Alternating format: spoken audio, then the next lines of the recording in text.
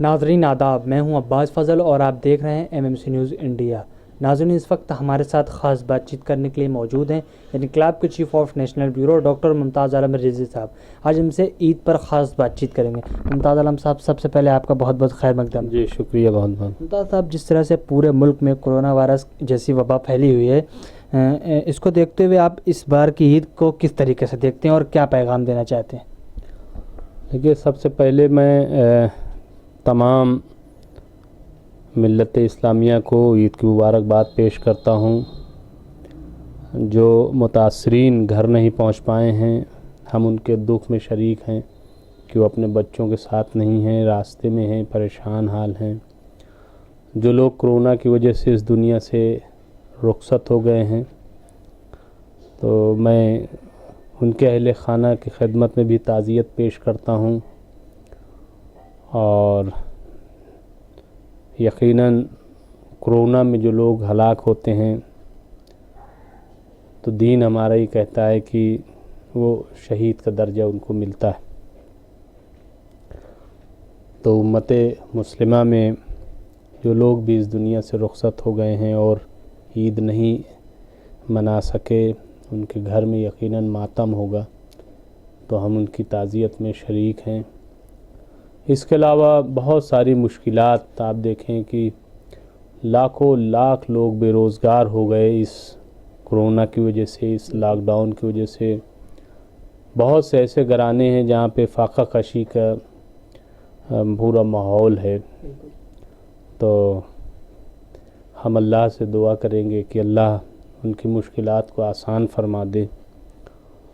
اور احسان ہے رب کریم کا کہ ہم سب کو ماہ رمضان کی سعادت نصیب کی، ہمیں زیادہ سے زیادہ عبادت کرنے کا موقع عطا کیا۔ ہم اپنے گھروں میں رہے اور عبادت کرتے رہے، دعائیں کرتے رہے، اللہ سے گڑ گڑاتے رہے۔ اور آج عید کے دن بھی ہم دعا کرتے ہیں، اور یہ عید اسی لیے ہے کہ ہم اللہ سے آج کے دن دعا کریں کہ اللہ جو بھی ہماری عبادتیں رہی ہیں اس کو قبول فرما لے، اور ہمیں ہدایت کر کہ ہم باقی مہینوں میں بھی، باقی زندگی جو ہے ہماری، وہ اسی طریقے سے ایمانداری اور ثابت قدمی پر قائم رہے۔ ظاہر سی بات ہے کہ عید کا جو فلسفہ ہے وہ مولا کائنات حضرت علی ابن ابو طالب نے ارشاد فرمایا کہ جس دن کوئی گناہ سرزد نہ ہو اس دن مومن کی عید ہے۔ تو عید کا دراصل تصور ہی یہی ہے۔ ہم عید کی نماز گویا اسی لیے پڑھتے ہیں کہ ہم ایک مہینے عبادت کرتے ہیں، تلاوت قرآن کریم کرتے ہیں، نمازیں پڑھتے ہیں، دعائیں پڑھتے ہیں، شب قدر بھی ہماری ہوتی ہیں، اسی مہینے میں قرآن نازل ہوا۔ تو یہ جو پوری عبادتوں کا مجموعے کا نام عید ہے، اور ہم اللہ کی بارگاہ میں سجدہ شکر بجا لاتے ہیں کہ اللہ تو نے ہمیں توفیق دی کہ ہم نے عید کی نماز پڑھی۔ اس بار جہاں تک عید کا تعلق ہے تو یقیناً یہ افسوسناک ہے کہ ہم لوگ عید گاہ تک نہیں پہنچ سکے۔ دیکھیے، جو صاحب عقل ہیں یا جو باشعور لوگ ہیں، حالات کو سمجھتے ہیں، وہ تو ہے، لیکن ایک ظاہری طور پر بھی ایک عید کا ماحول ہوتا ہے جو ہم لوگ بچپن سے دیکھتے آئے ہیں۔ گاؤں میں بھی ہم بہت رہے، وہاں کا بھی ماحول دیکھا۔ اپنے گاؤں طیبہ پور کا میں ذکر کر رہا ہوں جو کوشامبی میں ہے، کہ ایک الگ خوشی جو ظاہری طور پر ہوتی ہے،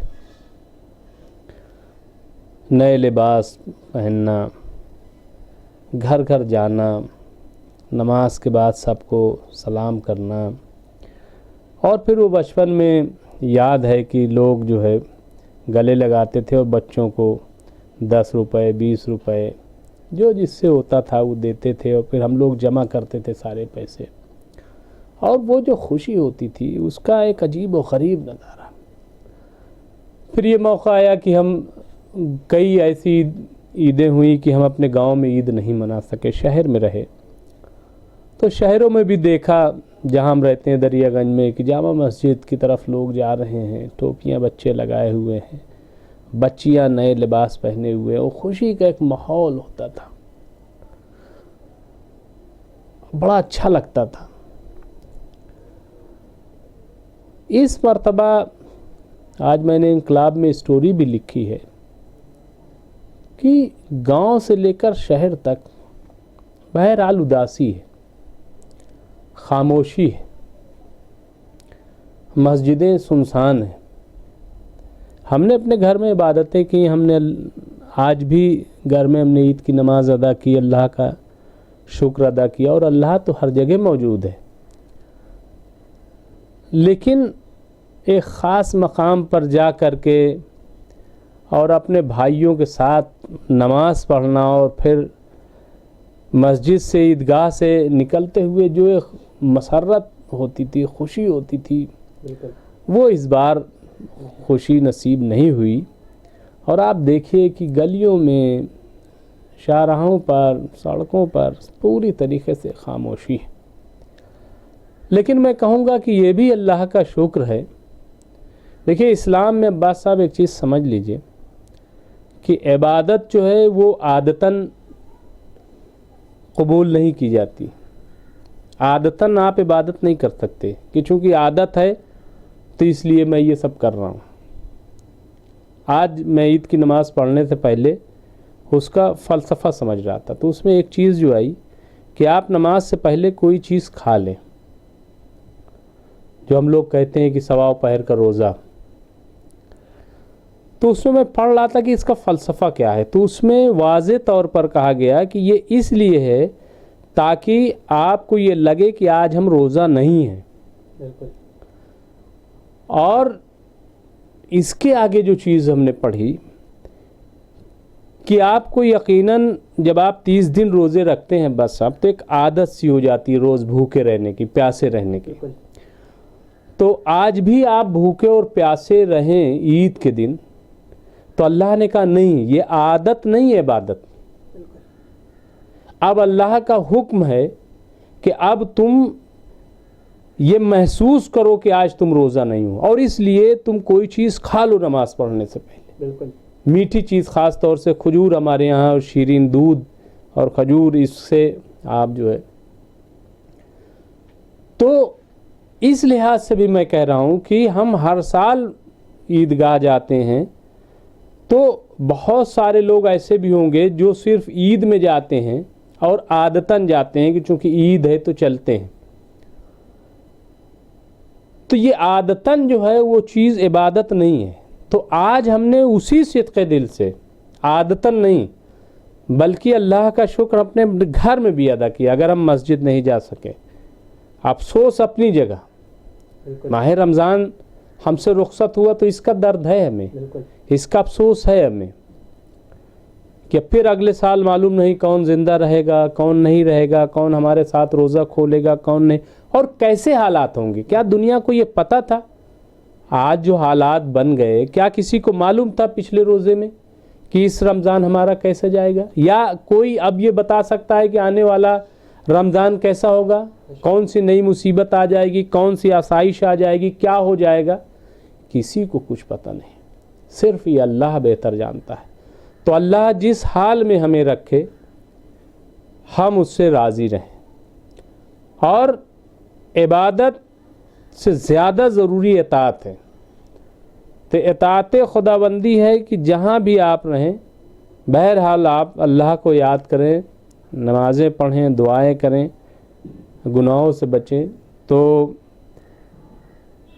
مجھے واقعی بہت افسوس ہے، لیکن خوشی ہے کہ تمام ائمہ کرام نے، علماء کرام نے جو اپیل کی کہ آپ اپنے اپنے گھروں میں نمازیں پڑھیں، تو آج ہم نے دیکھا کہ لوگوں نے بہت ہی صبر و تحمل سے کام لیا۔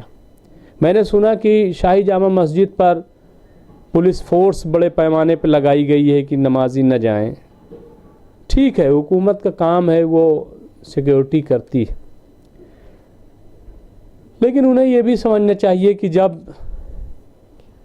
पूरे महीने लोगों ने अपने घरों में नमाज़ें पढ़ी, तरावियाँ पढ़ी, तिलावत की, और हुकूमत की जो भी हिदायत थी, जो गाइडलाइंस की, उसको फॉलो किया, तो फिर नमाज कैसे वो ईद की जाएगा। और नहीं गया मुसलमान निकल के, नहीं गया। तो बहरहाल अल्लाह का शुक्र है। एक सवाल ज़रूर बार बार जो मेरे पास फ़ोन भी आते रहे, लोग फ़ोन करते रहे तशवीश के, आज भी बहुत फ़ोन आए लोगों को कि मुमताज़ साहब ये बताइए कि शराब खाने खुल गए बड़े पैमाने पर, वहाँ लाइनें लगी हैं, भीड़ लगी है, ट्रेनें चल रही हैं, दुकानें भी खुल गई, अब बहुत जगह बसें भी चलाई गई हैं, जहाज़ की शुरुआत भी हो गई है, सब कुछ हो गया। ये इबादत गाहें क्यों नहीं खुली? इबादत गाह जब हम कहते हैं तो हम सिर्फ मस्जिद की बात नहीं कर रहे हैं, बल्कि गुरुद्वारा क्यों नहीं खुले, चर्च क्यों नहीं खुला, मंदिर क्यों नहीं खुले, इस पे क्यों इतनी पाबंदी है? भाई डिस्टेंस के साथ आप ये करिए, मतलब ये लोगों का सवाल था कि आखिर क्यों। लेकिन मैं नहीं समझता कि देखिए हुकूमत का अलग निज़ाम है, आप डिस्टेंस की बात कर रहे हैं, मान लीजिए जामा मस्जिद पे इजाज़त हो जाती, मैं लोगों जो मुझसे सवाल कर रहे थे मैं उसको मजमूई तौर पर अब सब जवाब देना चाहता। मिसाल तौर पर शाही जामा मस्जिद में इजाज़त दे दी जाती, एक भीड़ आती वहाँ पे, कौन उनको उस डिस्टेंस पे रखता, आप बताइए, और खुदा न खास्ता फिर कोई हादसा हो जाए।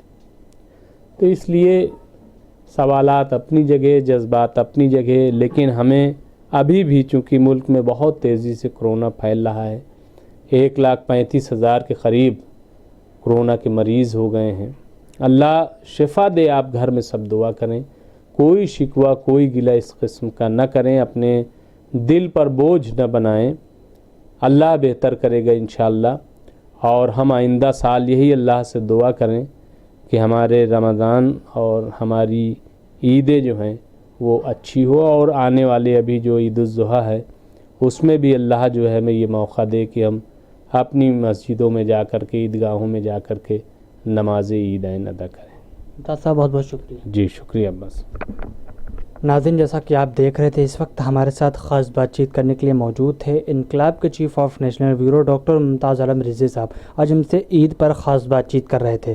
तो नाज़रीन, हम फिर हाज़िर हुई बड़ी खबरों के साथ। देखते रहिए MMC न्यूज़ इंडिया, नई दिल्ली। शुक्रिया, खुदा हाफिज़।